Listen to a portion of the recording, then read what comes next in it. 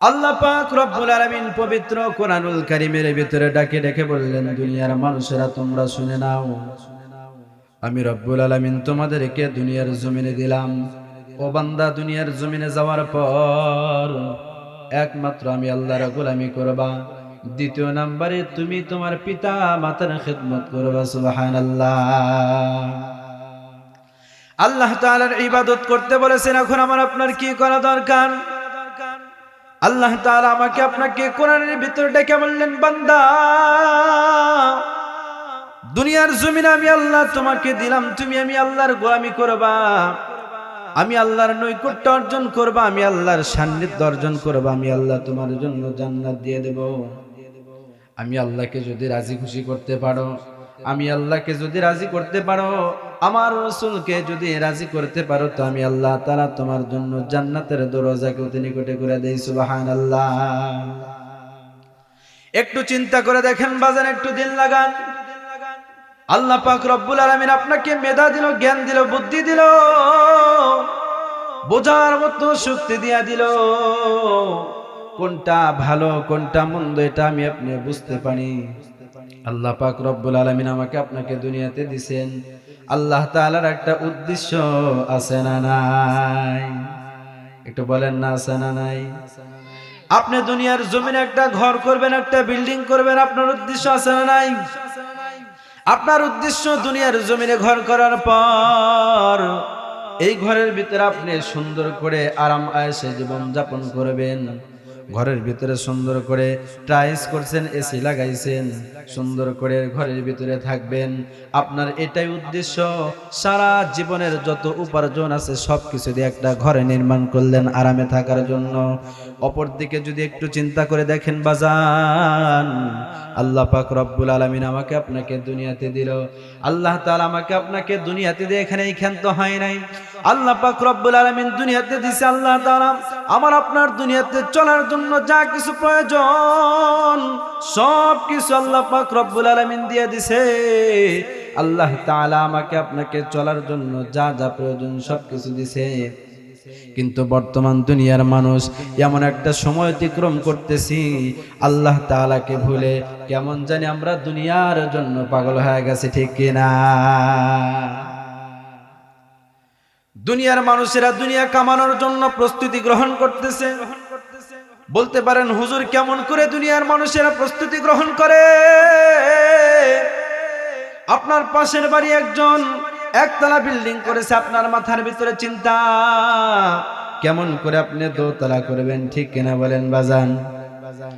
কারণ আপনি একটু চিন্তা করলেন না, দুনিয়াতে আসছি চিরস্থায়ীর জন্য না, ক্ষণস্থায়ীর জন্য। কখন জানি মরণের ডাক এসে যায়। আল্লাহ আমাকে যখন কখন ডেকে নিয়ে যায়, আল্লাহকে যদি রাজি করতে পারি জান্নাত পাবো, আল্লাহকে যদি রাজি না করতে পারি তাহলে জান্নাত পাবো না। আল্লাহ তাআলা বলেন, বান্দা, প্রথমে আমি আল্লাহর ইবাদত করবা, 2 নম্বরে তুমি তোমার পিতামাতার খেদমত করবা। আল্লাহ তাআলা বলে, বান্দা, আমি আল্লাহ আসমান বানাইলাম, জমিন বানাইলাম, পৃথিবীর ভিতরে যা কিছু আছে সব কিছু আমি আল্লাহ তাআলা 6 দিনের ভিতরে বানাইছি। বলেন একবার, কয় দিনের ভিতরে? এ বাজান একটু বলেন, কয় দিনের ভিতরে? আল্লাহ পাক রব্বুল আলামিন 6 দিনের ভিতরে পুরো পৃথিবীর সমস্ত কিছু সৃষ্টি করে সাজাইয়া দিলেন। আল্লাহ তাআলা বলে, বান্দারে, আমি আল্লাহ তোরে বড় আদর করে বানাইছি, আমি আল্লাহ তোরে বড় মায়া করে বানাইছি।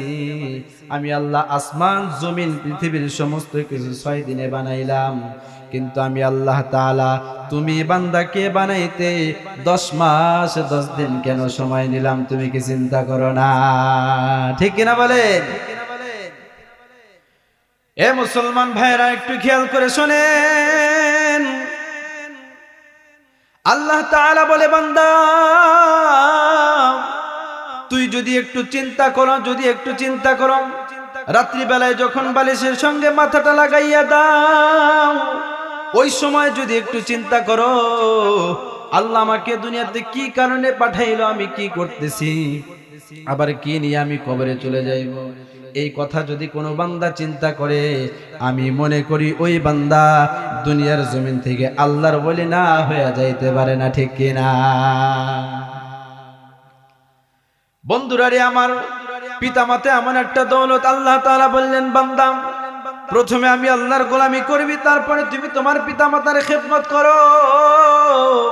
কিন্তু বর্তমানে এমন একটা সময় অতিক্রম করতেছি, সন্তানেরা বাবা মার খেদমত করতে চায় না, আছে না নাই? অথচ আমার আপনার নবী বলেন হুমা জান্নাতুকা ওয়া নারুকা, ও পৃথিবীর মানুষের আমার উম্মতেরা শুনে নাও, তোমার বাবা মাই তোমার জান্নাত, তোমার বাবা মাই তোমার জাহান্নাম। অপর হাদিসে আল্লাহর রাসূল আরো বলেন রিজার রব্বি ফি রিজার ওয়ালিদাইন ওয়া সাখাতুর রব্বি ফি সাখাতুর ওয়ালিদাইন। ও পৃথিবীর মানুষের আমার উম্মতেরা শুনে নাও, তোমার উপর যদি তোমার পিতামাতা সন্তুষ্ট থাকে তাহলে স্বয়ং আল্লাহ সন্তুষ্ট, সুবহানাল্লাহ পড়েন। অপর দিকে আল্লাহর রাসূল বলেন যেই সন্তানের উপরে পিতামাতা রাজি না, সন্তুষ্ট না, ওই সন্তানের উপরে স্বয়ং আল্লাহ তাআলাও রাজি না। নাউজুবিল্লাহ পড়বেন না? তাহলে একবার চিন্তা করে দেখেন, কোন সন্তান আছেন বাবা মাকে বুইরা বইলা গালি দাও? কোন সন্তান আছো ও উত্তর যৌতুকের মানুষ? কোন যুবকের আছো বাবা মার সাথে খারাপ ব্যবহার করো? রাসূল বলে তোমার পিতামাতাই তোমার জান্নাত, তোমার জাহান্নাম। কিন্তু আমি আপনি দুনিয়ার জমিনে এমন ভাবে কাজ করতেছি, বাবা মাকে বইরা বইলা গালি দেই, বাবা মাকে বৃদ্ধাশ্রমে পাঠানোর চিন্তা করি, বাবা মাকে কত কষ্ট দেই, বাবা মার সাথে খারাপ ব্যবহার করি, বাবা মাকে ভালোবাসতে চাই না, আদর করতে চাই না। এরকম যে সন্তানের আছে আমি মনে করি আল্লাহর দুনিয়াতে তাদের চাইতে কুলাঙ্গার কেউ হতে পারে না, ঠিক কিনা? কারণ আপনি একবার চিন্তা করলেন, আপনি যখন মায়ের গর্ভে ছিলেন, মা কত কষ্ট করে আপনাকে লালন পালন করছে,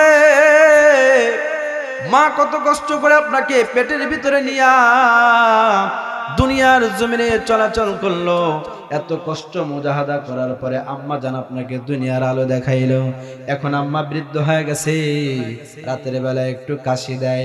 আপনার স্ত্রী বলে তোমার আম্মা কেমন যেন কাশি দেয়, তোমার আম্মা সারা রাত ঘুম পাড়তে দেয় না, তোমার আম্মার আচার ব্যবহার বেশি ভালো না, তোমার আম্মা আমার সাথে খারাপ ব্যবহার করে। স্ত্রীর প্রলোভন শুনিয়া যেই সন্তান পিতা মাতাকে কষ্ট দেন, আজকে এখানে সাদা পৃষ্ঠাতে আমি লাল কলম দিয়ে লিখে দিতে পারি, যেই সন্তান স্ত্রীর কথা শুনে বাবা মাকে কষ্ট দেন, ওই সন্তান আল্লাহর জান্নাতে কোনোদিন পৌঁছাইতে পারবে না। ও বাজান, আমি আপনি তো সাধারণ মানুষ, একজন সাহাবীর ঘটনা আপনাদেরকে শোনাই। হযরত আলকামা রাদিয়াল্লাহু তাআলা আনহু, আল্লাহর বান্দা মৃত্যু শয্যায় পড়ে গেছেন, উনার জবান দিয়ে কালেমা বের হইতেছে না। উনি বারবার চেষ্টা করতেছেন কালেমা পড়ার জন্য, কিন্তু ওনার জবান দিয়ে কালেমা বের হয় না। আলকামার স্ত্রী দৌড়াইয়া পয়গম্বরের কাছে চলে গেলেন, যা বলতেছেন ইয়া রাসূলুল্লাহ, ইয়া হাবিবাল্লাহ, আপনার আদরের আলকামানো আমার প্রাণের স্বামী, এই যে মৃত্যু শয্যায় পড়ে গেছে, এর জবান দিয়ে কালেমা বের হইতেছে না, আপনি একটু চেষ্টা করেন না, সাহাবীদেরকে একটু পাঠাইয়া দেন না। এই কথা যখন বলা হইল বাজান, আলকামার বাড়িতে আল্লাহর রাসূল সাল্লাল্লাহু আলাইহি ওয়াসাল্লাম, হযরত বিলাল, হযরত আলী রাদিয়াল্লাহু তাআলা আনহু আরো কিছু সংখ্যক সাহাবীকে পাঠাইয়া দিলেন। পাঠিয়ে দেওয়ার পরে হযরত আলকামার চতুর্দিকে বসিয়া তারা তালকিন দিতেছে, আলকামা পড়ো লা ইলাহা ইল্লাল্লাহ মুহাম্মাদুর রাসূলুল্লাহ সাল্লাল্লাহু আলাইহি ওয়াসাল্লাম। সাহাবা ইকরাম বারবার হযরত আলকামাকে তালকিন দিয়ে আলকামা পড়েন। আলকামা এত চেষ্টা করে, জবান দিয়ে কালেমা বের হয় না। অথচ যে আলকামার বিষয়ে কিতাবের ভিতরে আসছেন, হযরত আলকামা কোনোদিন এক ওয়াক্ত নামাজ কাজা করে নাই, সুবহানাল্লাহ পড়েন না। হযরত আলকামা কোনোদিন নামাজ কাজা করে নাই। হযরত আলকামা রাদিয়াল্লাহু তাআলা আনহু কোনোদিন রমজানের রোজাও কাজা করে নাই। হযরতে আলকামা রাদিয়াল্লাহু তাআলা আনহু কোনোদিন খারাপ ব্যবহার করে নাই। হযরতে আলকামা রাদিয়াল্লাহু তাআলা আনহু উনি কোনোদিন অসৎ পথে চলে নাই। উনি যা কিছু করেছেন সব কিছু 100 ঠিক আছে, শুধু একটা জায়গায় ভুল ছিল। হযরতে আলকামা রাদিয়াল্লাহু তাআলা আনহু উনার স্ত্রীর কথা মতো চলেছে, মায়ের কথা শুনে নাই। হযরতে বেলাল রাদিয়াল্লাহু তাআলা আনহু দৌড়াইয়া পয়গম্বরকে যা বললেন, ইয়া রাসূলুল্লাহ, আমরা অনেক চেষ্টা করলাম কিন্তু হযরতে আলকামার জবান দিয়ে কালেমা বের হয় না। আল্লাহর পয়গম্বর বিশ্বনবী সাল্লাল্লাহু আলাইহি ওয়াসাল্লাম বললেন, বুঝতে পেরেছি, আমার আর বোঝার বাকি নাই। হযরতে আলকামার আম্মা জীবিত আছে কিনা? সাহাবা ইকরাম বললেন, ইয়া রাসূলুল্লাহ, আলকামার আব্বা নাই কিন্তু আম্মা জান দুনিয়ার জীবিত আছে। আল্লাহ রাসূল সাল্লাল্লাহু আলাইহি ওয়াসাল্লাম বললেন, ঠিক আছে, তোমরা যে ওনাকে সালাম দাও, উনি যদি আমার দরবার আসতে পারে তাহলে আসুক, আর যদি না আসতে পারে আমি পয়গম্বর নিজে তার দরবারে যাব। সুবহানাল্লাহ পড়ে। হযরত আলকামা রাদিয়াল্লাহু তাআলা আনহার আম্মার কাছে যা যখন খবরটা পৌঁছাইলেন, নবী আমার আপনাকে সালাম দিছে। ও উত্তর যৌতুকের মা বোনেরা খেয়াল করবেন, কোন বোন আছো, কোন বোন আছো শাশুড়ির সাথে খারাপ ব্যবহার করো, কোন বোন আছো মায়ের সাথে খারাপ ব্যবহার করো, কোন ভাই আছো বাবার সাথে খারাপ ব্যবহার করো। আল্লাহর বান্দা শুনে নেন, আমি আপনি তো সাধারণ মানুষ। একজন সাহাবা একরাম, একজন সাহাবীর বিষয় যদি এরকম হয় তাহলে আমার আপনার কি উপায় হবে? একবার দিল দিয়া চিন্তা করেন, অন্তর দিয়া চিন্তা করেন। যেই সাহাবী কোনোদিন নামাজ কাজা করে নাই, যেই সাহাবী কোনোদিন রোজা কাজা করে নাই, যেই সাহাবী কোনোদিন মানুষের সাথে খারাপ ব্যবহার করে নাই, যেই সাহাবী দানের দিক দিয়ে অগ্রসর ছিলেন, সব দিক দিয়ে হযরত আলকামা 100%, কিন্তু একটা জায়গা ওনার দুর্বলতা ছিল। হযরতে আলকামা রাদিয়াল্লাহু তাআলা আনহু উনি ওনার স্ত্রীর কথা মতো কাজ করত, আম্মার কথা শুনে নাই। এই জন্য ওনার আম্মার অন্তরের ভিতরে এত ক্ষত হয়ে গিয়েছিল। হযরতে আলকামা রাদিয়াল্লাহু তাআলা আনহার আম্মা অন্তরের ভিতরে এত কষ্ট পাইছিলেন, হযরতে আলকামার প্রতি উনি বেজার ছিলেন। রাসূল হাদিস বলেছেন, রেজার রব্বি ফি রেজার ওয়ালিদাইন, ঠিক কিনা? যেই সন্তানের উপরে তার পিতা মাতা সন্তুষ্ট থাকবে সেই সন্তানের উপরে স্বয়ং আল্লাহ সন্তুষ্ট। সুবহানাল্লাহ পড়েন না? কিন্তু হযরতে আলকামা রাদিয়াল্লাহু তাআলা আনহু উনি সাহাবী, সব দিক দিয়ে 1 নাম্বার। উনি ওনার স্ত্রীর কথা অনুযায়ী কাজ করেছে, আম্মার কথা শুনে নাই। ওই সাহাবী মৃত্যুর শয্যায় যদি এরকম হয়ে যায়, মৃত্যুর শায়িত হয়ে গেছেন, ওই সময় যদি ওনার এরকম অবস্থা হয়, এ বাজান আমি আপনি তো সাধারণ মানুষ, চিন্তা করে দেখেন আমার আপনার কি উপায় হবে, ঠিক কিনা? জান্নাতের চাবি আমার মা গো, জান্নাতের চাবি আমার মা। পড়েন না, জান্নাতের চাবি আমার মা গো, জান্নাতের চাবি আমার মা। মা যার বেঁচে নাই তার মতো দুঃখী নাই, ঠিক না?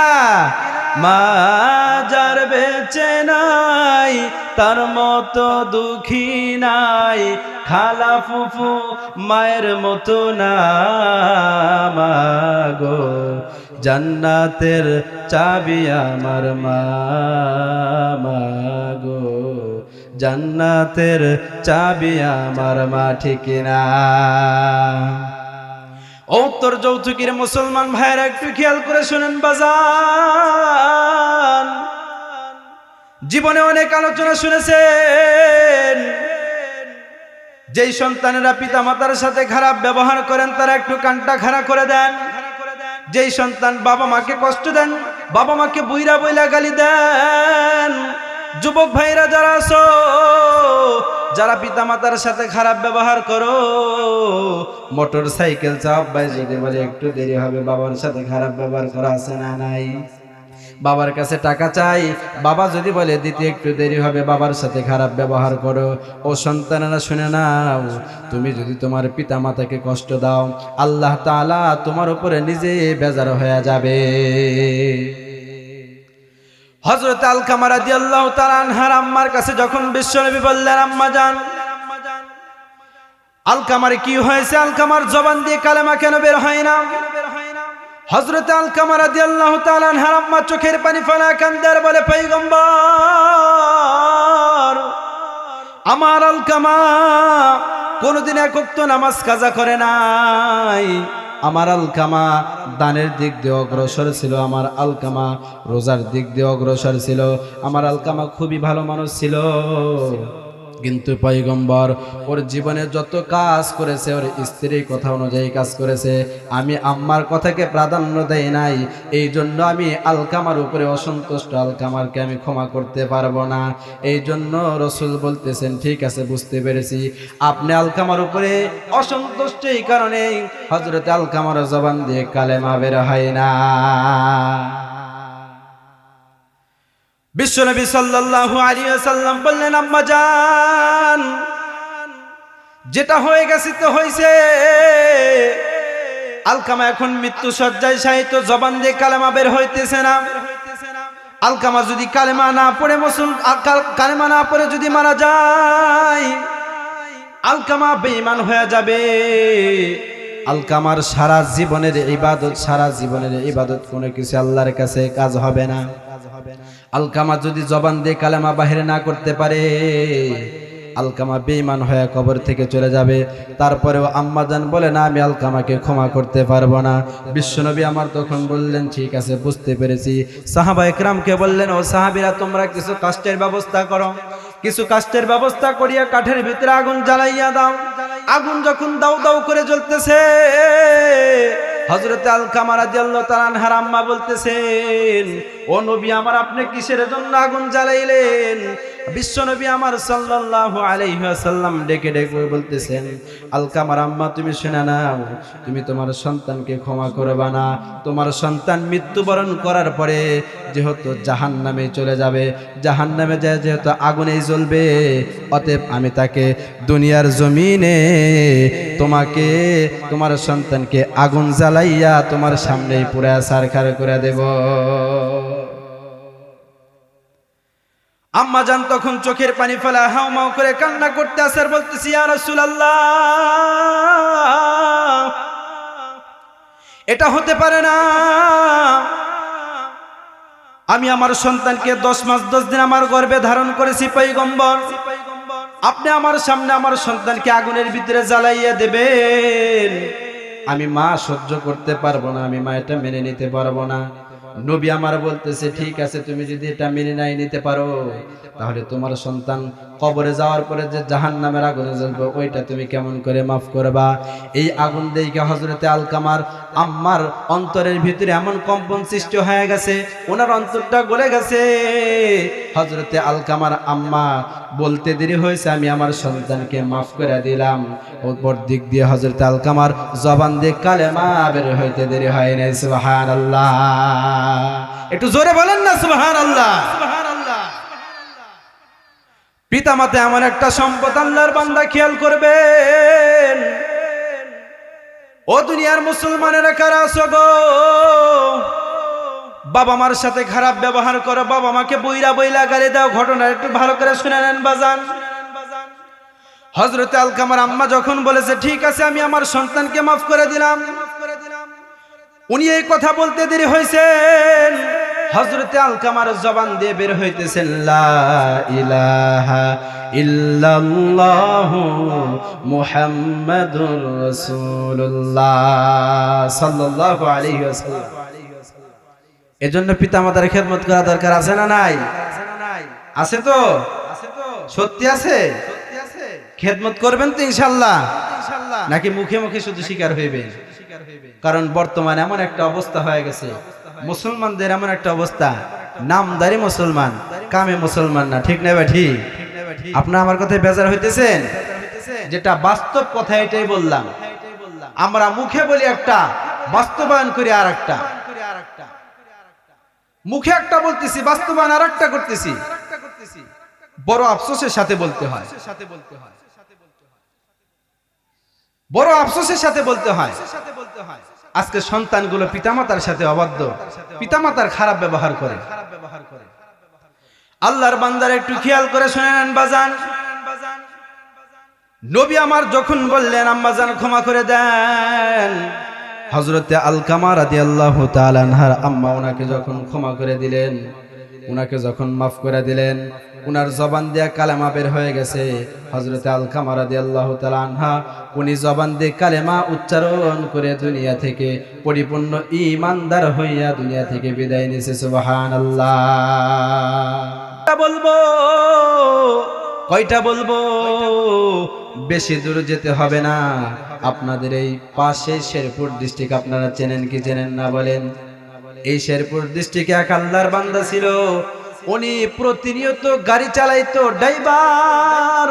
কিন্তু উনার এমন একটা অবস্থা, এখন উনি এখন ভর দিয়ে হাঁটে, হুইল চেয়ারে বসে হাঁটা চলা করে, উনি আর নিজের পা দিয়ে হাঁটা চলা করতে পারে না। আল্লাহর বান্দার করুণ কাহিনী যদি শুনেন বাজান, আপনার চোখ দিয়ে পানি এসে যাবে, বলবেন হুজুর কেমন করে? এই আল্লাহর বান্দা একজন প্রতিনিয়ত একজন ভালো ড্রাইভার ছিলেন, কিন্তু ওনার স্ত্রী এত সুন্দর ছিলেন, রূপবতী গুণবতী ছিলেন। আল্লাহর বান্দা ওনার স্ত্রীর কথা অনুযায়ী উনি কাজ করেছেন। স্ত্রী যদি বসতে বলেছেন উনি বসেছেন, স্ত্রী যদি বলেছেন দাঁড়ায় থাকো দাঁড়ায় থাকছেন, স্ত্রী যদি বলেছেন তোমার মায়ের সাথে কথা বলো না, সে কথা বলে নাই। এই আল্লাহর বান্দা উনি এখন আলেমদের কাছে দৌড়ায়, প্রত্যেকটা মাদ্রাসায় দৌড়াইয়া চোখের পানি ফেলে আর হাউমাউ করে কান্না করে, আর হুজুরদেরকে বলে হুজুর আপনি বলেন না আল্লাহ আমাকে ক্ষমা করবেনি। আচ্ছা আপনারাই বলেন, যদি কোনো মানুষ আমাকে সে প্রশ্ন করে হুজুর বলেন আল্লাহ আমাকে ক্ষমা করবেনি, এই কথা যদি বলে তাহলে আমি কি তাকে প্রশ্ন করব না? অবশ্যই, কিন্তু আমার ভিতরে কৌতূহল সৃষ্টি হবে, কি কারণে আল্লাহর বান্দা চোখের পানি ফেলে কান্দে আর বলে হুজুর আমার জন্য দোয়া করবেন, আল্লাহ আমাকে ক্ষমা করবেন, আল্লাহ আমাকে মাফ করে দিবনি। আমি তখন ওই আল্লাহর বান্দাকে জিগাইলাম, আল্লাহর বান্দা কি কারণে আপনি কান্না করেন, কি হয়েছে আপনার একটু বিষয়টা বলেন। আল্লাহর বান্দা চোখের পানি ফালাইয়া কান্না করে, হাউমাউ করে কান্না করে আর বলে হুজুর তাহলে বিষয়টা আমি আপনাকে খুলেই বলি একটু শুনে নেন।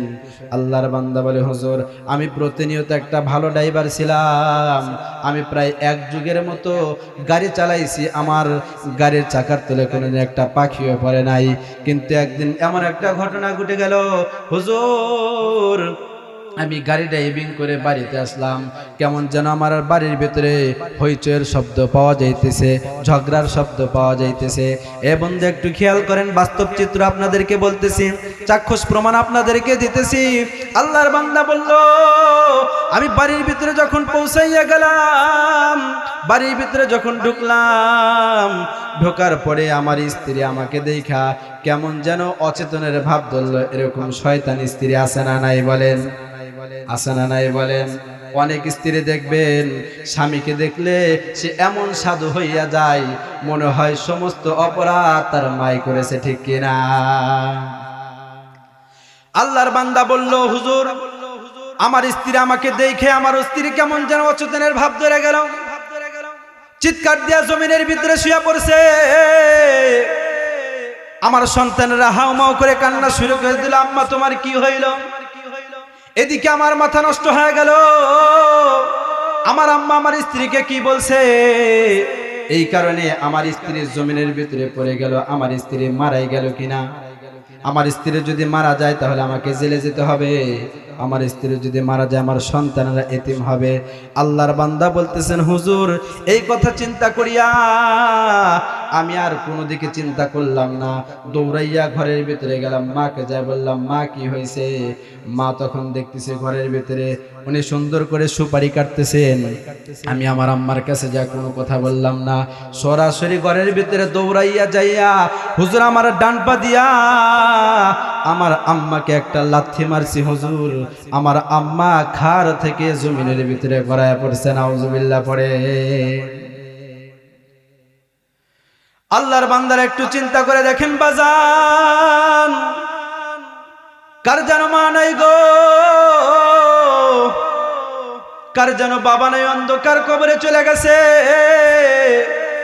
একটু চিন্তা করে দেখেন, ওই জনম দুঃখিনী বাবা মা আপনাকে কত আদর করে দুনিয়ার জমিনে আনছেন বাজান। ওই জনম দুঃখিনী বাবা মা কত কষ্ট করে আপনাকে দুনিয়ার আলো দেখাইলো, আর স্ত্রীর প্রলোভনে পড়িয়ে আপনি আম্মাকে কষ্ট দেন।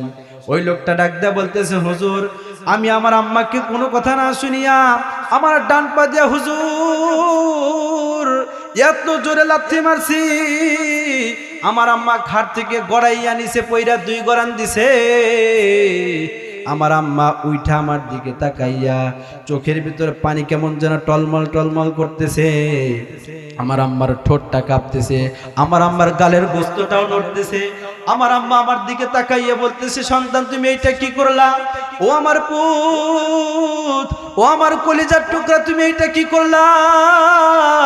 তুমি কোনো কথা না শুনিয়া, কোনো কথা না বুঝিয়া তুমি আমি আম্মাকে এমন করে লাথি মারলা। আমি তোমার কোনো বিষয় আমি বুঝতে পারলাম না বাজান। এই কথা বলিয়া আম্মা কোনো কিছু বলে নাই। আম্মা উঠে সুন্দর করে বসেছেন এবং উনার নাতনি যখন ঘরের ভিতরে ঢুকেছেন, উনার নাতনি তখন যা বলতেছেন, আব্বা তুমি এটা কি করলা? তুমি একটা ঘটনা শুনলা না? বাড়ির ভিতরে কি হয়েছে না হয়েছে তুমি শুনলা না? না শুই না তুমি কেন দাদুর গায়ে হাত তুললা? আব্বা তুমি শুই না নাও, এখানে আমার দাদুর কোনো দোষ নাই, সমস্ত দোষ আমার আম্মা। সন্তান চোখের পানি ফেলায় বলতেছে, আব্বা জান এখানে দাদু ভাইয়ের কোনো দোষ নাই, সমস্ত দোষ আমার আম্মার। আব্বা আমি তোমাকে বলি, এতদিন বলতে পারি নাই কারণ আম্মাকে দেখে বড় ভয় পাই আমি। তুমি যখন প্রতিনিয়ত বাড়ি থেকে বের হইয়া চলে গেছো, তুমি যাওয়ার পরেই আম্মা দাদুর সাথে খারাপ ব্যবহার করে, দাদুকে ঠিক মতো খাইতে দেয় না, এরকম বউ আছে না নাই? আব্বাকে সন্তান ডেকে বলতেছে, আব্বা তুমি যখন বাড়ি থেকে চলে যাও, যাওয়ার পরে আম্মা দাদুর সাথে খারাপ ব্যবহার করে, খাইতে দেয় না, আম্মাকে বিভিন্ন ভাষায় গালিগালাজ করে। আম্মা দাদুকে এই কথাও বলেছে, বুইরা মইরা গেছে, এই বুড়ি এখনো মরে না কেন? বুড়ি যদি মরে যায় তাহলে মুসিবত দূর হয়ে যায়। এই বুড়ির জন্য কোনো কিছু করতে পারি না, এই বুড়ির জন্য কোনো কিছুই করতে পারি না, কোনো কাজ করে শান্তি পাই না। এই কথা বলে বলে আমার দাদুর সাথে খারাপ ব্যবহার করে। আব্বা আমার দাদু তোমাকে কোনোদিন কিছু বলে নাই? আমি দেখেছি প্রতিনিয়ত আমার দাদু ঘরের ভিতরে বসে চোখের পানি ফেলা ফেলা জার জার করে কান্না করে, আর সুপারি কাটে, আর চোখের পানি ফেলা কান্না করে, আর আসমানের দিকে তাকাইয়া বলে, প্রাণের স্বামী তুমি দুনিয়া থেকে চলে গেছো, আমাকে কেন সঙ্গে নিলা না? আমি যদি তোমার সঙ্গে চলে যাইতে পারতাম এই কষ্ট আমার সহ্য করতে হতো না, ঠিক কিনা বলেন? একটু কথা বলেন না, ঠিক কিনা? এরকম দরজাল বউ দুনিয়াতে আছে না নাই? এ বাজান এটা কোনো বানোয়াটি কথা না, এটা বাস্তব চিত্র আপনাদের সামনে তুলে ধরলাম। এরকম কুলাঙ্গার সন্তান দুনিয়াতে অভাব নাই। বইয়ের কথায় ওঠে, বইয়ের কথায় বসে, ভালো মন্দ যাচাই না করে পিতামাতার সাথে খারাপ ব্যবহার করা আছে না নাই? অনেক সন্তান আছে, কারণ রূপবতী গুণবতী বউ ঘরের ভিতরে আনছে, বইয়ের উপর যদি কথা বলে, ওকে যদি লাথি মাইরা যদি চলে যায়, এই ভয়ে ওই সন্তান বইয়ের কথায় ওঠে বসে, আম্মার সাথে খারাপ ব্যবহার করে, বাবার সাথে খারাপ ব্যবহার করে, আছে না নাই? ওই আল্লাহর বান্দা চোখের পানি ফেলা বলতেছেন, হুজুর তারপরে শোনেন, তারপরে কি হইল? আমার আম্মা তখন আমাকে আর আমার সন্তানকে ঘর থেকে বাহির করে দিল। ঘর থেকে বাহির করে দেওয়ার পরে আমার দাদু আমার আম্মা সুন্দর করে দরওয়াজা লাগাইয়া দিল। দরওয়াজা লাগাইয়া দিয়ে আমার আম্মা ঘরের ভিতরে গুনগুন করে কান্না করে। হুজুর ওই দিন দুপুর থেকে সন্ধ্যা হয়ে গেল, সন্ধ্যা থেকে রাত হয়ে গেল, আমার আম্মা ঘরের দরওয়াজা খোলে নাই, সারা রাত গুনগুন গুনগুন করে চোখের পানি ফেলায় কান্না করেছে। হুজুর আমিও আর কেমন যেন হতভম্ব হয়ে গেলাম। আমি লজ্জার কারণে আর আম্মার কাছে যাইতে পারি নাই, কারণ আমার সন্তান আমাকে যেই কথা বলেছে এখানে আমার আম্মার কোনো দোষ নাই, সমস্ত দোষ হলো আমার স্ত্রীর। আমি না বুঝা না শুই না আম্মার গায়ে হাত তুলছি। হুজুর এখন আমার এতটুকু সাহস হইতেছে না, আমি আমার আম্মার কাছে যা পাটা জোড়া ধরে যে ক্ষমা চামু। হুজুর আমি যাই নাই, আম্মার কাছে যাইতে পারলাম না। পরের দিন যখন সকাল হইল আমি কাজে যাওয়ার জন্য আবার রেডি হয়ে গেলাম। কাজে যাওয়ার জন্য যখন আমি আমার পোশাক আদি পরে নিলাম, হুজুর আমার আম্মা তখন উনার ঘরের জানালা খুইলা এমন উকি দিয়ে দেখতেছেন আমি পোশাক পরে কাজের জন্য দৌড়াইতেছি, কাজের জন্য রেডি হইতেছি। আমার আম্মা কান্না জড়িত কণ্ঠে, ঠোঁট কাঁপো কাঁপো কণ্ঠে আমার সন্তানকে ডেকে বলতেছে, দাদু ভাই এদিকে আসো, দাদু ভাই এদিকে আসো, তোমার আব্বু কোথায় যায়? তখন সন্তান বলতেছে, দাদু ভাই আব্বা কালকে তোমার সাথে খারাপ ব্যবহার করার পর আব্বা পর্যন্ত খানা খাই নাই, আব্বা তোমার সাথে খারাপ ব্যবহার করার পর আব্বা রাত্রে ঘুমায় নাই, আব্বা এখন কাজের দিকে চলে যাইতেছেন। আম্মাকে কিন্তু লাথি মারছে বাজান, তারপরে আম্মা কি বলে, তোমার আব্বাকে বলো তোমার মা তোমাকে ঘর থেকে খানা খাইয়া তারপরে বাইরে হতে বলছে। সুবহানাল্লাহ, এটাই হলো মা। আজকে কোন মাকে আপনি বুড়ি বলে গালি দেন, কোন মাকে অকাট্য ভাষায় গালি দেন? একটু কি মনে পড়ে না আপনি যখন ছোট ছিলেন আপনার আম্মাকে আপনি কত না প্রশ্ন করেছেন, কত না প্রশ্ন করেছেন? আপনার আম্মা আপনার প্রত্যেকটা কথার উত্তর দিয়েছে, ঠিক কিনা? কিন্তু আব্বা আম্মার বয়স হয়ে গেছে, এখন আপনাকে একের থেকে দুইটা কথা বললে আপনি বেজার হয়ে যান। এমন সন্তান বাস্তব নজির আমি আমার সামনেই দেখেছি। আব্বা আম্মা যদি একটা কথা একের থেকে দুইবার বলে, এমন সন্তানকে আমি দেখেছি বলে, চুপ থাকো, বুড়া মানুষ খায়া দেয়, কোনো কাম নাই, শুধু কেটর কেটর করে, আছে না নাই? বলেন তো এরকম সন্তান আছে না নাই?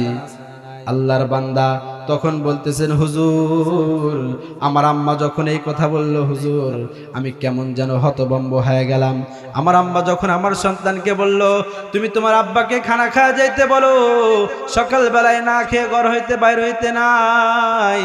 আমার আম্মা যখন এই কথা বলল, হুজুর আমি আমার আম্মার কথা তাও শুনলাম না, কারণ ওই সময় আমার গলা দিয়ে ভাত নামবে না, এই জন্য আমি কাজে যখন বাইর হয়ে গেলাম। হুজুর আমি এক যুগ পর্যন্ত গাড়ি চালাইছি, আমার গাড়ির চাকার নিচে কোনোদিন একটা পাখিও পড়ে নাই। ওই দিন আমি যখন আবার স্টাডিংয়ে বসে গেলাম, হুজুর অর্ধেক রাস্তা যখন আমি অতিক্রম করে চলে গেলাম, যাওয়ার পরে হঠাৎ করে কেমন যেন সামনে থেকে একটা গাড়ি এসে আমার গাড়ির সঙ্গে লেগে গেল। হুজুর আমার কোনো হুঁশ নেই, আমার কোনো খেয়াল নাই। অনেক মানুষেরা হাউমাউ করতেছে, কান্না করতেছে, চিৎকার করতেছে। হুজুর আমি সামনের দিকে তাকায় আছি, সবাই জানালা দিয়ে বাহির হইয়া দৌড়াইছে। আমার গাড়ির জাগর স্টাফগুলো ছিল, তারা বলতেছে, ওস্তাদ নড়াচড়া করবেন না, আপনার অবস্থা কিন্তু বেশি ভালো না। আল্লাহর বান্দা তখন বলতেছে, হুজুর তখন আমি আমার পায়ের দিকে তাকায় দেখি আমার পাটা আটকে গেছে। আমার এতক্ষণ পর্যন্ত কোনো খেয়াল ছিল না, আমার হিতাজ্ঞান ছিল না। এই কথা বলিয়া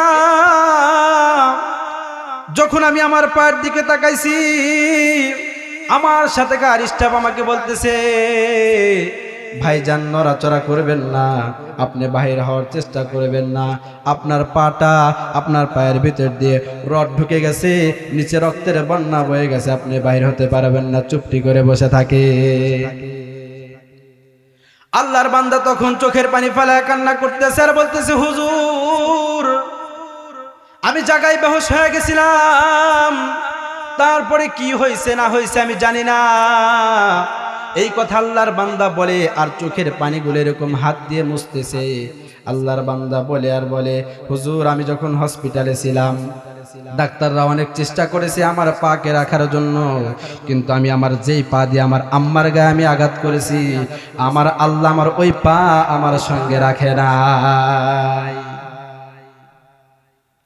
আল্লাহর বান্দা তখন চোখের পানি ফেলায় কান্না করতেছে আর বলতেছে, হুজুর অপারেশন হওয়ার পরে যখন আমাকে বেডে এনে শুয়াইছে, শোয়ানোর পরে যখন আমাকে রাখছে, আমার হুঁশ আসে নাই। আমার যখন হুঁশ আসছে, যখন আমি হালকা হালকা বুঝতে পারতেছি, অনুভব করতে পারতেছি, হুজুর আমি তাকাইয়া দেখি আমার পায়ের উপরে কে যেন হাত দিয়ে মৃদু মৃদু ভাবে সুন্দর করে আমার পাটা টিপে দিতেছে।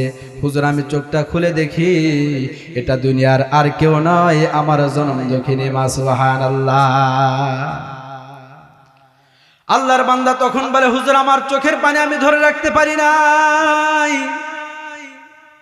আমি তখন নিজেকে প্রশ্ন করলাম, কি ব্যাপার, তুই এমন একটা নিকৃষ্ট, যেই মাকে তুই পা দিয়া লাথি দিস, আজকে হসপিটালের বেডে ওই মা তোমার খেদমত করে, মা তোমার পা টিপে দেয়। যখন আমার হুঁশ আসলো এই কথা বলতেছে, আল্লাহর বান্দা বলে, হুজুর আমার যখন হুঁশ আসলো, আমি যখন ওঠার জন্য চেষ্টা করলাম, আমার আম্মা বলে, মানিক আমার সোনা আমার, তুমি নড়াচড়া করো না, তোমার পায়ে অনেক বড় সমস্যা হয়েছে, তুমি নড়াচড়া করতে পারবা না, ডাক্তার তোমাকে রেস্ট করতে বলেছে, আরাম করতে বলেছে। হুজুর আমি আমার পায়ের দিকে তাকাইয়া দেখি আমার হাঁটুর নিচের অংশ আমার সাথে নাই। এটা বাজান কিসের কারণে জানেননি বাজান? একমাত্র মায়ের সাথে খারাপ ব্যবহার করার কারণে।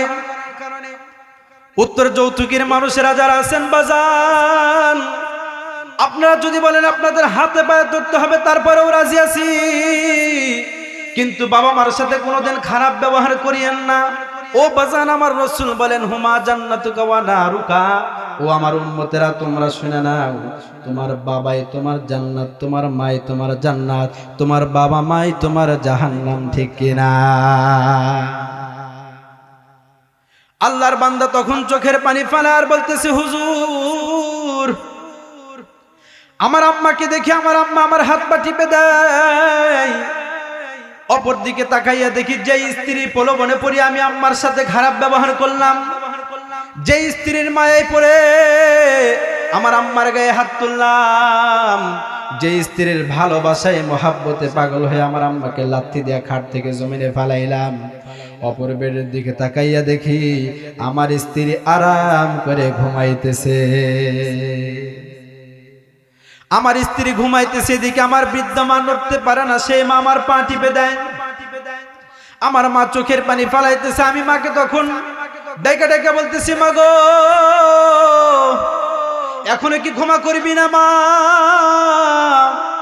দেখ মা, তোর সাথে বিয়াদবি করার কারণে আল্লাহ তোর আমার সাথে আমার পা রাখে নাই। ও মা, তোর সাথে খারাপ ব্যবহার করার কারণে আল্লাহ পাক রব্বুল আলামিন আমার পাটাকে আমার সাথে রাখে নাই। মা তুমি আমাকে ক্ষমা করে দাও। ওই লোকটা তখন ডেকে বলে, হুজুর আমার আম্মা চোখের পানি ফালায় কান্না করে, সন্তান রে, সন্তানেরা পিতা মাতার কাছে কোনোদিন অপরাধ করতে পারে না। সুবহানাল্লাহ। তুমি না বুঝে আমাকে কষ্ট দিছে, আমি মনে কিছু করি না, আমি তোমাকে ক্ষমা করে দিছি। আচরণে যদি আপনার আব্বা আম্মা উ শব্দ করে ফেলে, ওই উ শব্দটাই আপনার জাহান্নামে যাওয়ার জন্য যথেষ্ট হয়ে যাবে, ঠিক কিনা? এই জন্য মুসলমান ভাইরারে আমার যারা আছেন, আল্লাহর হাবিব সাল্লাল্লাহু আলাইহি ওয়াসাল্লাম বলেন, আমার উম্মতেরা শুনে নাও, তোমরা কোনোদিন পিতামাতার সাথে খারাপ ব্যবহার কইরো না।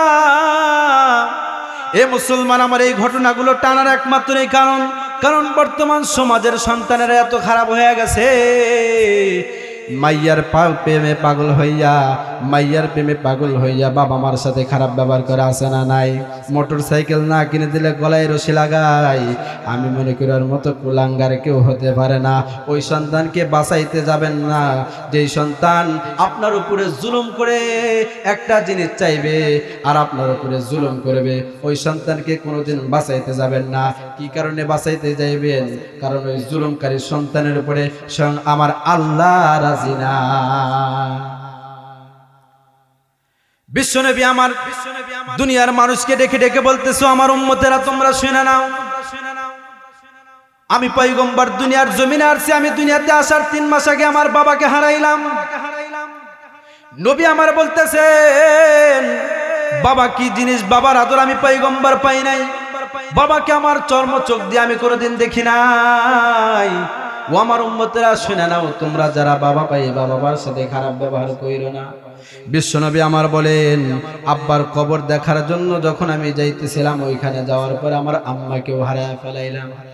আমি এত ছোট্ট বয়সে আমার আব্বাও চলে গেল, আম্মাও চলে গেল, চাচার কাছে দাদার কাছে মানুষ হইলাম, এত কষ্ট করে আমি মানুষ হইলাম, এত কষ্ট করে আমি আমার জীবন যাপন করলাম। পৃথিবীর মানুষেরা শুনে নাও, ও আমার উম্মতেরা তোমরা শুনে নাও, তোমরা যারা পিতা মাতা পাইছো, তোমরা তাদেরকে স্মরণের চাইতেও বেশি ভাবিও, তাদের সাথে কোনোদিন খারাপ ব্যবহার করিও না। সুবহানাল্লাহ। হযরত আলী রাদিয়াল্লাহু তাআলা আনহু সিরিয়াতে গিয়েছিলেন ব্যবসার উদ্দেশ্যে। বাজান, ব্যবসার কাজ শেষ করে হযরত আলী রাদিয়াল্লাহু তাআলা আনহু যখন বাড়িতে আসছেন, বাড়িতে আসার পর হযরত হাসান হুসাইন পয়গম্বরের সাথে খেলাধুলা করতেছিলেন, নানার সঙ্গে তাদের ভালোবাসা বেশি ছিলেন, ঠিক কিনা বলেন? হযরতে হাসান হুসাইন পয়গম্বরের সাথে যখন খেলা করতেছেন, হযরতে আলী রাদিয়াল্লাহু তাআলা আনহু যখন আসছেন, আব্বাকে দেখা সন্তানেরা দৌড়াইয়া গেছেন, আব্বা আব্বা বইলা দৌড়াইয়া গেছেন। হযরত আলী রাদিয়াল্লাহু তাআলা আনহু সন্তানদেরকে বুকের ভিতরে নিয়া তাদেরকে গালে মুখে চুমা খাইতেছে আর আদর করতেছে, পকেট থেকে খেজুর বাহির করে দেয়। হাদিসের কিতাব প্রমাণ করে, আমার আপনার নবী অপর দিকে তাকাইয়া মুখের ভিতরে হাত দিয়া নবী আমার ফুপাইয়া কান্না করে। নবীর চোখের পানি দেখে হযরত আলী রাদিয়াল্লাহু তাআলা আনহু বলল, কি ব্যাপার, তোমরা কি তোমার নানার সাথে খারাপ ব্যবহার করছো? হযরত হাসান হুসাইন তখন ডাকদা বলতেছে, না না, মোটেও না, আমরা নানুর সাথে খারাপ ব্যবহার করি নাই, আমরা নানুকে কষ্ট দেই নাই। হযরত আলী রাদিয়াল্লাহু তাআলা আনহু তখন পয়গম্বরের কাছে যা বললেন, ইয়া রাসূলুল্লাহ, কি কারণে আপনি কান্না করেন? আমার আপনার বিশ্বনবী তখন হযরত আলীকে ডাক দেয়া বলতেছে, আলী, তোমাকে একটা কথা বলে যায়, আমি কোনোদিন কোন এতিম সন্তানের সামনে সন্তানদেরকে আদর করবা না, কারণ আমি এতিম তোমার সামনে তোমার সন্তানদেরকে তুমি আদর করতেছো, এটা দেখে আমার কলিজা ছিঁড়ে যায়, এইটা দেখে আমার অন্তর ফেটে যায়। তুমি তোমার সন্তানদেরকে আদর করতেছো, কারণ আমি বাবা পাই নাই, আমি মা পাই নাই, বাবার আদর কেমন, মায়ের আদর কেমন আমি পয়গম্বর বলতে পারবো না। এই জন্য তোমাকে বলি, আমার উম্মতেরা তোমরা শুনে নাও, আল্লাহর রাসূল বলেন, কোনোদিন কোন এতিম সন্তানের সামনে কোনো বাবা যেন তার সন্তানকে আদর না করে। নবী আমার শুধু এখানেই বলে ক্ষান্ত হন নাই, নবী আমার বলে, উম্মতেরা তোমরা শুনে নাও, আমি পয়গম্বর যদি নামাজেও দাঁড়া যাই, আমার আম্মা জান আমিনা যদি আমাকে ডাইকা বলতো, বাবা মুহাম্মদ, আমি পয়গম্বর যদি নামাজরত অবস্থায় থাকতাম, আমার আম্মা যদি একবার বলতো, বাবা মুহাম্মদ, আমি পয়গম্বর নামাজ ছেড়ে দিয়ে আমি আমার মায়ের ডাকে আগে সাড়া দিতাম। সুবহানাল্লাহ কয় না? বিশ্বনবী আমার বললেন, আমি আমার মায়ের ডাকে আগে সাড়া দিতাম, আমি পয়গম্বর নামাজে দাঁড়ায় যাইতাম, আমার আম্মা যদি আমাকে ডাইকা বলতো, বাবা মুহাম্মদ, আমি আমার আম্মার ডাকে সাড়া দিতাম, নামাজ ছেড়ে দিয়ে আমি আমার আম্মার ডাকে সাড়া দিতাম।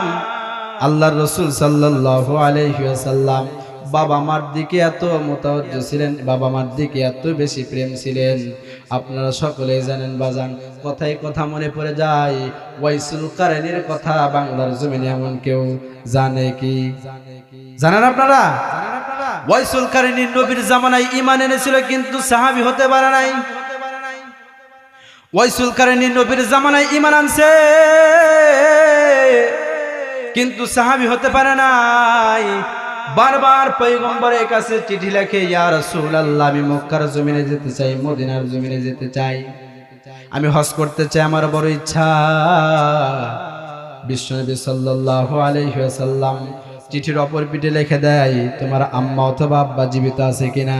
ওয়াইসুল কারনী আবার চিঠিতে লিখে দেয়, ইয়া রাসূলুল্লাহ, আমার আব্বা না আম্মা জীবিত আছে, আল্লাহর পয়গম্বর সাল্লাল্লাহু আলাইহি ওয়াসাল্লাম বলেন, ও ওয়াইসুল কারনী, তোমার উপরে হজ করা এতটুকু গুরুত্ব নয়, তোমার জন্য আমি নবীকে দেখা এত গুরুত্ব নয়, আমি নবীকে দেখা তোমার জন্য এত বেশি প্রয়োজন নয়, যতটুকু প্রয়োজন তোমার মায়ের খেদমত করা। সুবহানাল্লাহ বলেন না কেন? আল্লাহর পয়গম্বর চিঠির অপর পিঠে এরকম করে যখন লিখে দিলেন বাজান, লেখা দেওয়ার পর ওয়াইসুল কারনী বারবার চিঠি লেখে। আল্লাহর পয়গম্বর বলেন, ওয়াইসুল কারনী, তোমাকে মক্কার জমিনে আসতে হবে না, মদিনায় আসতে হবে না, তোমাকে সাহাবী হতে হবে না, তোমার সাহাবী হওয়া প্রয়োজন নাই, তোমার নবী দেখার প্রয়োজন নাই, তোমার হজ করার প্রয়োজন নাই। আমি নবী সার্টিফিকেট দিলাম, আমি নবী গ্যারান্টি দিলাম, তুমি যদি তোমার মাকে যদি সন্তুষ্ট করতে পারো, তুমি যদি তোমার মাকে রাজি করতে পারো, আমি পয়গম্বর গ্যারান্টি দিলাম তোমার আমল নামায় কবুল হজের সওয়াব যাইবে, তোমার আমল নামায় সাহাবী হওয়ার সওয়াব যাইবে, তোমার আমল নামায় নবী দেখার সওয়াব যাইবে। সুবহানাল্লাহ। ওয়াইসুল কারনী তারপরেও কোনো কথা মানে না। বিশ্বনবী সাল্লাল্লাহু আলাইহি ওয়াসাল্লাম তখন ডাক দিয়ে বললেন, সাহাবায়ে কেরাম, হযরত ওমর রাদিয়াল্লাহু তাআলা আনহুকে একদিন আল্লাহর নবী ডেকে ডেকে বলতেছেন, নবী আমার হযরত ওমর রাদিয়াল্লাহু তাআলা আনহুকে ডেকে বললেন, ওমর তুমি একটা কথা শুনে নাও, আমি পয়গম্বর তোমাকে জানাইয়া দিলাম, আমি পয়গম্বর মৃত্যুবরণ করার পর আমার একটা আশিক আসবে, আমার একটা পাগল আশিক আসবে, আমার রোজা দেখার জন্য সে দৌড়াইয়া চলে আসবে। তার আম্মা যখন দুনিয়া থেকে চলে যাইবে, সে তখন এই মক্কা অথবা মদিনার জমিনে আসবে। ওমর তুমি শুনে নাও, তুমি ওই ওয়াইসুল কারনী থেকে দোয়া লইবা, তোমার জন্য দোয়া লইবা, তোমার আহাল পরিবারের জন্য এবং আমার উম্মতের জন্য দোয়া লইবা। সুবহানাল্লাহ। যে সাহাবী জান্নাতের সার্টিফিকেট পাইল হযরত ওমর রাদিয়াল্লাহু তাআলা আনহু, হযরত ওমরকে আল্লাহ রাসূল ডাক দিয়ে বলতেছেন, ওমর, ওয়াইসুল কারনী যখন আসবে, ওয়াইসুল কারনী থেকে দোয়া লইবা, তোমার জন্য দোয়া লইবা, তোমার আহাল পরিবারের জন্য দোয়া লইবা, আমার উম্মতদের জন্য দোয়া লইবা। হযরত ওমর রাদিয়াল্লাহু তাআলা আনহু বললেন, ইয়া রাসূলুল্লাহ, কি কারণে? আল্লাহর রাসূল বললেন এবং বললেন, এই যে আমার যে গায়ের জুব্বা মোবারক দেখতেছো, আমার এই গায়ের জুব্বাটা তুমি ওয়াইসুল কারনীকে হাদিয়া দিবা। সুবহানাল্লাহ। সুবহানাল্লাহ বলেন না কেন? ভালো লাগার জায়গা মদিনা, ও ভালোবাসার জায়গা মদিনা, ঠিক কি না? ভালো লাগার জায়গা মদিনা, ও ভালো লাগার জায়গা মদিনা, এত সুন্দর জায়গা কোথাও দেখি না, এত সুন্দর জায়গা কোথাও দেখি না, সাজিয়েছেন দয়াল রব্বানা, ও ভালো লাগার জায়গা মদিনা, ভালোবাসার জায়গা মদিনা, ও ভালো লাগার জায়গা মদিনা। এই মদিনাতে যাইতে মন চায় না আপনাদের? যাইতে মনে চায় না? বাজান যেই কথা বলতেছিলাম, ওয়াইসুল কারনী, ওয়াইসুল কারনী তখন আল্লাহর নবী দুনিয়া থেকে চলে যাওয়ার পর, ওনার আম্মাও চলে যাওয়ার পর, উনি দৌড়াইয়া দৌড়াইয়া যখন উনি মদিনার দিকে চলে আসতেছেন, আল্লাহর নবী বলতেছেন, ওমর, ওয়াইসুল কারনীর জবানটা তো মুস্তাজাবুদ দাওয়া হয়ে গেছে, কারণ ওয়াইসুল কারনী পিতা মাতার খেদমত করে, তার মায়ের খেদমত করে, আল্লাহ তাআলার কাছে এত পেয়ারা হয়েছে। ওয়াইসুল কারনী মায়ের খেদমত করে আল্লাহ তাআলার কাছে এত পেয়ারা হয়েছে, ওয়াইসুল কারনীর জবান দিয়ে যেটা বলে আল্লাহ পাক রব্বুল আলামিন সেটাই কবুল করে নেয়। সুবহানাল্লাহ। একটু জোরে বলেন না সুবহানাল্লাহ। রাসূল আমার বলে, এই জন্যই তোমাকে বললাম ওয়াইসুল কারনীর থেকে দোয়া লইবা, ওয়াইসুল কারনী থেকে তোমার পরিবারের জন্য দোয়া লইবা, ওয়াইসুল কারনী থেকে তোমার আহাল পরিবারের জন্য দোয়া লইবা, তোমার আমার যত আনেওয়ালা উম্মত আছে এদের জন্য দোয়া লইবা। আমি পয়গম্বর বলে দিলাম, তুমি তার থেকে দোয়া লইবা, সে যখন উনার জবান দিয়ে দোয়া করবে, আল্লাহ পাক রব্বুল আলামিন সঙ্গে সঙ্গে তার দোয়াকে কবুল আর মঞ্জুর করে নেবে। একটু সুবহান সুবহানাল্লাহ পড়েন না। এই জন্য পিতা মাতার খেদমত করা দরকার আছে না নাই? আর কত উদাহরণ দেব, আর কত উদাহরণ দেব। এখনো যারা আছেন উত্তর যৌতুকের মানুষ, আজকে এখান থেকে ওয়াদা করেন মনে মনে সিদ্ধান্ত নেন কোনোদিন পিতামাতার সাথে খারাপ ব্যবহার করব না। মনে মনে সিদ্ধান্ত নেন আর কোনোদিন বাবা মাকে বইরা বইলা গালি দেব না। মনে মনে সিদ্ধান্ত নেন আর কোনোদিন পিতামাতার সাথে অসৎ আচরণ করব না।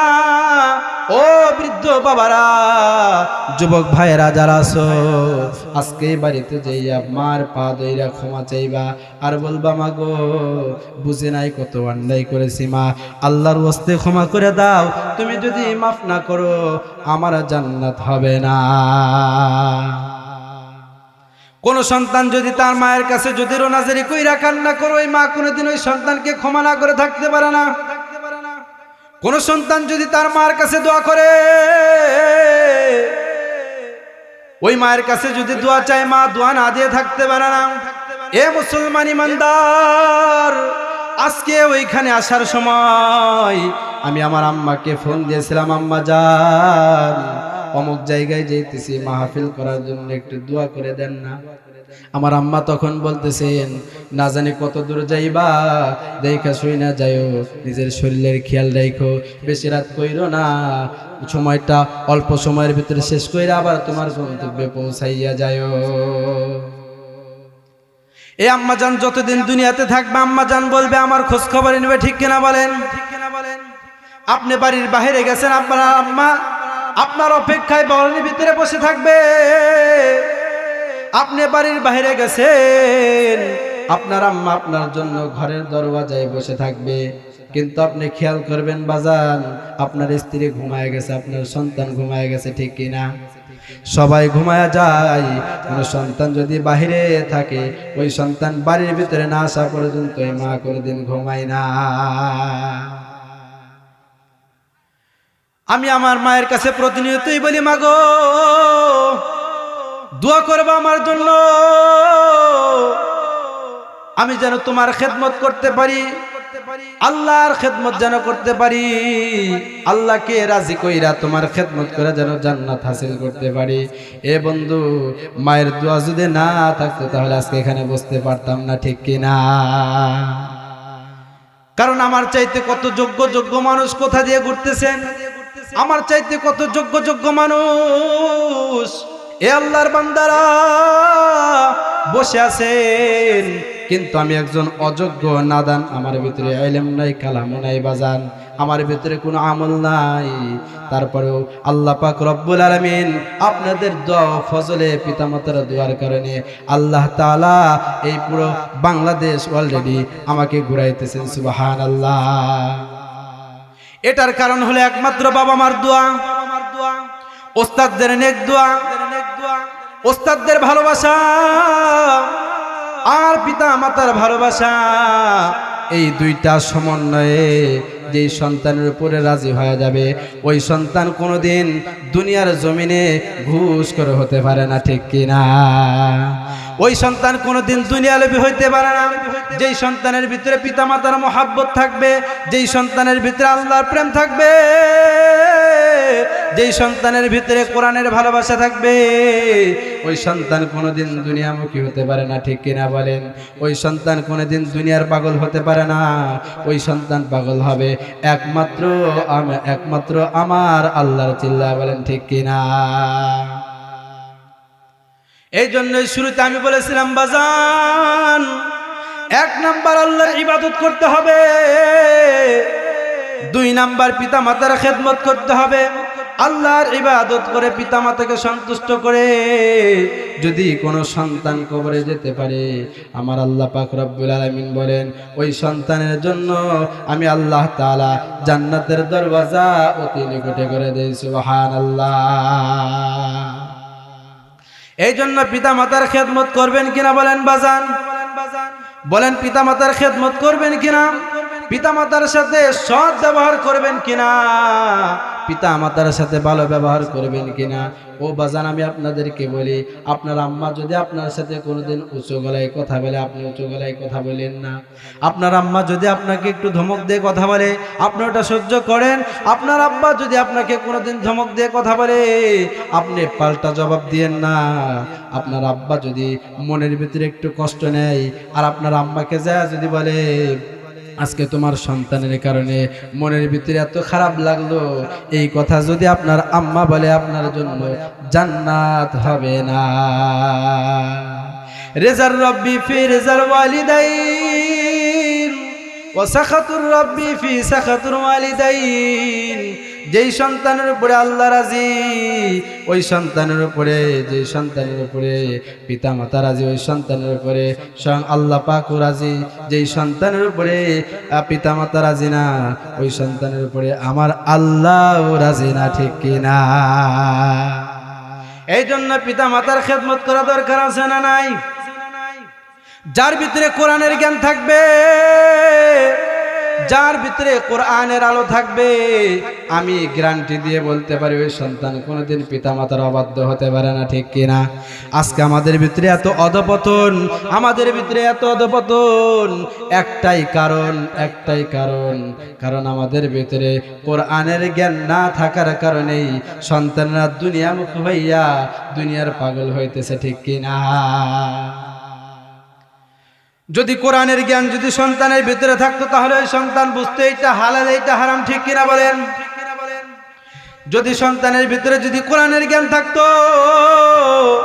ওই সন্তান বুঝতো যে এইটা হালাল এইটা হারাম। যদি সন্তানের ভিতরে কোরআনের জ্ঞান থাকতো, ওই সন্তান অবশ্যই বুঝতে পারতো পিতামাতার সাথে খারাপ ব্যবহার করা যাবে না। যদি সন্তানের ভিতরে কোরআনের জ্ঞান থাকতো, ওই সন্তান কোনোদিন তার পিতামাতার সাথে খারাপ ব্যবহার করতে পারতো না, ঠিক কিনা বলেন?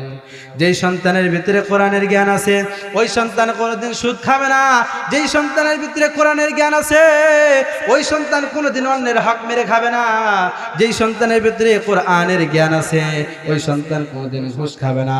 যেই সন্তানের ভিতরে কোরআনের জ্ঞান আছে, ওই সন্তান কোনোদিন অন্যের সম্পদ মেরে খাবে না। যেই সন্তানের ভিতরে কোরআনের জ্ঞান আছে, ওই সন্তান কোনোদিন ভাইয়ের হক মেরে খাবে না, ঠিক কিনা? যেই সন্তানের ভিতরে কোরআনের জ্ঞান আছে, ওই সন্তান কোনোদিন বোনের হক মেরে খাবে না, ঠিক কিনা বলেন? কিন্তু বাংলার জমিনে অভাব নাই। অনেক ভাই ভাইকে তার সম্পদ বুঝায়া দেয় না, অনেক ভাই তার বোনকে তার ওয়ারিস বুঝায়া দেয় না। আল্লাহর বান্দা একটু চিন্তা করে দেখেন, এই দুনিয়ার সম্পদ কিন্তু আপনার সঙ্গে যাবে না, এই দুনিয়ার টাকা পয়সাও কিন্তু আপনার সঙ্গে যাবে না। সামান্য কিছু টাকা, সামান্য কিছু পয়সা, এটা থেকে আপনার বোনকে মাহরুম করলেন, এটা থেকে আপনার ভাইকে মাহরুম করলেন। কাল কঠিন কিয়ামতের ময়দানে আল্লাহ তাআলার কাঠগড়ায় আপনাকে দাঁড়াইয়া এর হিসাব দিতে হবে। আর আমি মনে করি দুনিয়ার জমিনে এমন কোন মানুষ নাই যে আল্লাহকে আল্লাহর কাঠগড়ায় দাঁড়াইয়া আল্লাহ তাআলার সামনে দাঁড়াইয়া হিসাব দিয়া সে জান্নাতে যাবে, এরকম আছে কিনা বলেন? এরকম সন্তান কিন্তু আল্লাহর দুনিয়াতে একটাও নাই। এরকম সন্তান কিন্তু আল্লাহর দুনিয়াতে একটাও নাই যে আল্লাহর কাঠগড়ায় দাঁড়াইয়া হিসাব দিয়া ওই আল্লাহর বান্দা জান্নাতে যাবে। একটু চিন্তা করেন বাজান, যদি কোরআনের জ্ঞান যদি আপনার ভিতরে থাকে, আপনার ভিতরে যদি কোরআনের আলো থাকে, কোরআনের প্রেম যদি আপনার ভিতরে থাকে, ওই সন্তান কোনোদিন আল্লাহ বিরোধিতা করতে পারে না, ঠিক কিনা? কিন্তু বর্তমান দুনিয়াতে অভাব নেই মানুষ। এখন বাংলার জমিনে মুসলমানের ঘরে জন্ম নিয়েছে, বাপ সূত্রে মুসলমান, দাদা সূত্রে মুসলমান। বাংলার জমিনে মুসলমানের ঘরে জন্ম নিয়েছে। একজন হিন্দুকেও যেমন দেখা যায় মুসলমানকে ওরকম দেখা যায়, আছে না নাই? আছে না নাই? কারণ একজন হিন্দু ক্লিন শেভ, আপনিও ক্লিন শেভ। একজন হিন্দু ও নামাজ পড়েন, আপনিও নামাজ পড়েন না। একজন হিন্দু ও রোজা রাখেন, আপনিও রোজা রাখেন না। একজন হিন্দু পশ্চিম কোন দিকেও বলতে পারেন, আপনিও বলতে পারেন না। মুসলমান হয়েছেন, দাদা সূত্রে মুসলমান, বাবা সূত্রে মুসলমান। এখানে অনেক মানুষ আছেন বাজার, আমি যদি বলি কালেমা শুদ্ধ করে বলেন, কয়জন মানুষ আছেন বলেন সই করে বলতে পারবে? সহি করে কালেমা পড়তে পারি না অথচ নিজেকে মুসলমান দাবি করি, সহি করে ইস্তেগফার পড়তে পারি না অথচ নিজেকে মুসলমান দাবি করি, সহি করে ইমানে মুজমাল মুফাসসাল পড়তে পারি না অথচ নিজেকে মুসলমান দাবি করি। ও আল্লাহর বান্দা, একটু চিন্তা করে দেখেন, কোরআনের জ্ঞান অন্তরের ভিতরে না থাকার কারণে কত দিক দিয়ে সমস্যা। কারণ আপনার মূল সার্টিফিকেট হলো কোরআন। এই কোরআনের সাথে যার সম্পর্ক নাই, আল্লাহর দুনিয়াতে ওর মতো হতভাগার কেউ হতে পারে না, ঠিক কিনা?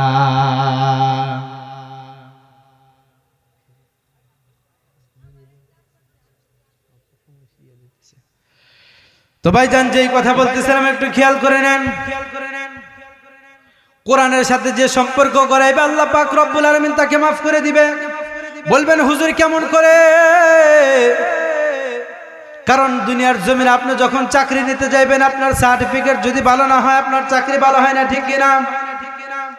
দুনিয়ার জমিনে আপনি যখন চাকরির জন্য যাইবেন, আপনার সার্টিফিকেটের ভিতরে যদি ত্রুটি থাকে তাহলে আপনার কিন্তু চাকরিটাও একটু বেশি একটা ভালো না। আল্লাহর বান্দা, অনুরূপভাবে আপনি যখন কোরআনের সাথে সম্পর্ক করবেন না, কোরআনের সাথে ভালোবাসা গড়াইবেন না, আপনি যখন মারা যাইবেন, মারা যাওয়ার পর কবরে যখন যাইবেন, কবরের ভাষা আরবি হবে, তখন আপনি কি করবেন? একটু বলেন, জবাব দেন, তখন আপনি কি করবেন? কোরআনের ভাষা যখন আরবি হবে, কোরআনের ভাষা কি? আরবি। কবরের ভাষা আরবি, হাসরের ভাষা আরবি। তো যখন আপনি কবরে চলে যাইবেন, আপনার মূল সার্টিফিকেট যদি না থাকে, তখন আপনি কি করবেন? আপনার কোনো উপায় নাই। এই জন্য আমি আপনাদেরকে বলতে চাই বাজান, যাই কিছু কথা বললাম ভাঙ্গাচুরা, এর উপরে আমল করবো তো ইনশাআল্লাহ। সকলে হাত তুলে ইনশাআল্লাহ, হাত জাগান, বলেন ইনশাআল্লাহ। পিতামাতার সাথে খারাপ ব্যবহার করব না, আল্লাহর ইবাদত ভুলবো না। বলেন না একটু, আল্লাহর ইবাদত ভুলবো না, পিতামাতার সাথে খারাপ ব্যবহার করব না। যতদিন দুনিয়াতে জীবিত থাকবো ওলামা একরামকে মেনে চলবো, আল্লাহ তাআলাকে সন্তুষ্ট করে কবরে যাইব। এই বলে আমি আমার কথা শেষ করছি। আসসালামু আলাইকুম ওয়া রাহমাতুল্লাহি ওয়া বারাকাতুহু।